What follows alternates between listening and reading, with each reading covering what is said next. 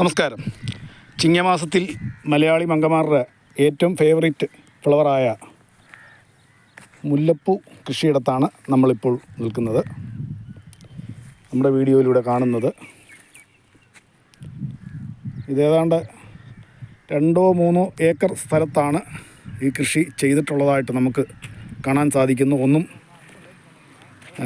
പൂക്കളൊന്നും ആയിട്ടില്ല, ഒക്കെ മൊട്ട് ആയി വരുന്നതേ ഉള്ളൂ. പക്ഷേ നമ്മുടെയൊക്കെ വീടുകളിൽ ഉള്ള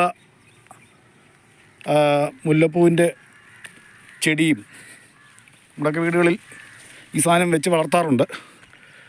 അതിൻ്റെ ചെടിയും ഈ കൃഷിയിടത്തെ ഉള്ള ചെടിയുടെ ഇലയും തമ്മിൽ അല്പം വ്യത്യാസമാണ് എനിക്ക് കണ്ടിട്ട് തോന്നുന്നത്.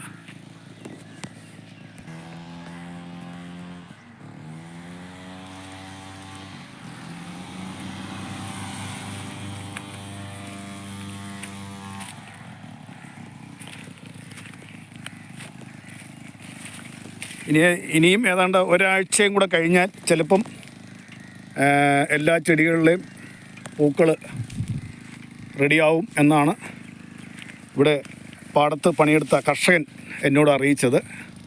ഇവർ പൂക്കാനായിട്ട് ഇവർ നിൽക്കില്ല.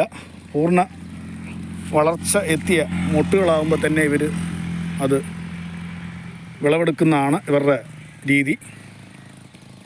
കാരണം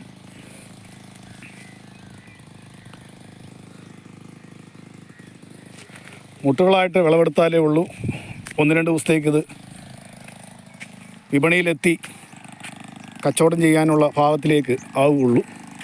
അതല്ലാതെ പൂത്ത് കഴിഞ്ഞ് വിളവെടുത്താൽ ഈ സംഭവം വിപണിയിലെത്തുമ്പോഴേക്കും വാടിപ്പോകും.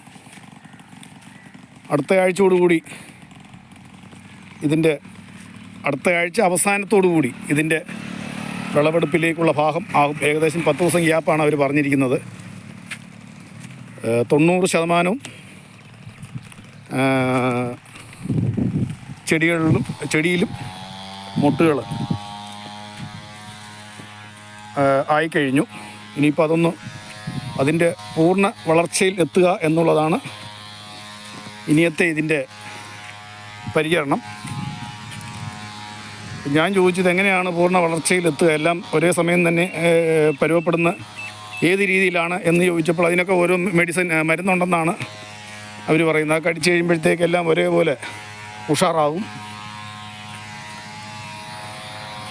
എന്നിട്ടാണ് അതിൻ്റെ വിളവെടുപ്പും കാര്യങ്ങളും നടത്തുക എന്ന് ഈ പാടത്ത് പണിയെടുക്കുന്ന കർഷകൻ എന്നോട് അറിയിക്കേണ്ടായി.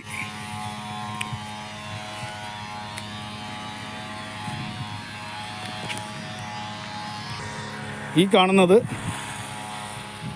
മുല്ലപ്പൂവിൻ്റെ ചെടി തന്നെയാണ്. പക്ഷേ ഇതിന് ചെറിയൊരു വ്യത്യാസമുണ്ടെന്നാണ് കർഷകൻ പറയുന്നത്. ഞാൻ ചോദിച്ചു എന്താണ് ഇതിൻ്റെ വ്യത്യാസങ്ങളെന്ന് ചോദിച്ചപ്പോഴത്തേക്ക് ഇതുങ്ങൾ തന്നെ ഒന്ന് തന്നെയാണ്, പൂക്കളും തമ്മിൽ ചെറിയൊരു മാറ്റം ഉണ്ടാകും, സുഗന്ധത്തിലും അതിൻ്റെതായ ഒരു വ്യത്യാസങ്ങളുണ്ടാകും. ആ ഒരു വ്യത്യാസമാണ് ഈ ചെടിയിലൂടെ കാണുന്നത്. അത് കണ്ടമാനം പടരുന്നു. ആ ചെടി പടർന്ന് കാട്ടുചെടി വളരുന്ന പോലെ വളരും. ഇതങ്ങനെയല്ല, ഇത് വളരെ ഒതുങ്ങി നിൽക്കുന്ന ചെടിയാണ്. എന്നാൽ ഇതിലും നിറച്ച് പൂക്കളുണ്ടാവാറുണ്ട് എന്നാണ് കർഷകൻ അറിയിക്കേണ്ടായി. എന്തായാലും മുല്ലപ്പൂ പാടത്തു നിന്നുള്ള ദീപം FIS ചാനലിൻ്റെ വീഡിയോ ഇവിടെ പൂർണ്ണമാകുകയാണ്.